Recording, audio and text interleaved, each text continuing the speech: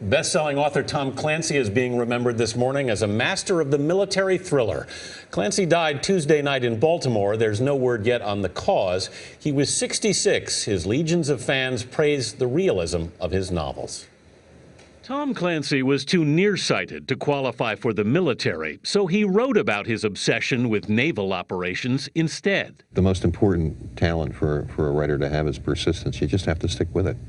And it's hard. Writing is the most miserable form of work I know, but it's rewarding if you do it right. Clancy was a Maryland insurance salesman when in 1983 he sold his first book for $5,000 to the Naval Institute Press, which had never published a novel before. President Reagan would call it the perfect yarn. I present you the ballistic missile submarine Red October. The story, later made into a film, followed a Soviet submarine captain looking to defect to the U.S. and take his sub, the Red October, with him. A little revolution now and then is a healthy thing. Red Storm Rising and Patriot Games followed.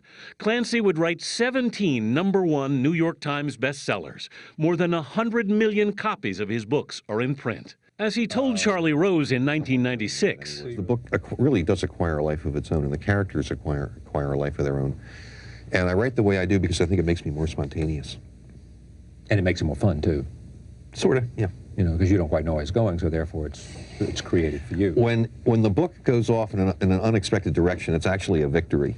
He was a master of technical detail. One critic called his work the verbal equivalent of a high-tech video game.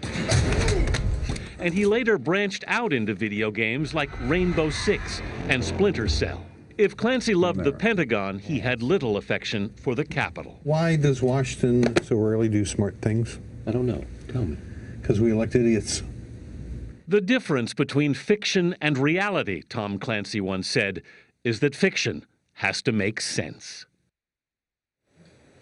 You know, I always thought that Tom Clancy was a former military guy. He was a former Navy guy. I think he wanted to be, but he couldn't be, and that's how he became one. And he had an enormous following among the military all over the country. Extraordinary. And as you point out, he was an insurance salesman, and he didn't have, as a lot of these thriller writers have, co-authors or people to do the work. He did it himself, and he was a genuine publishing phenomenon. Yeah. Out of nowhere.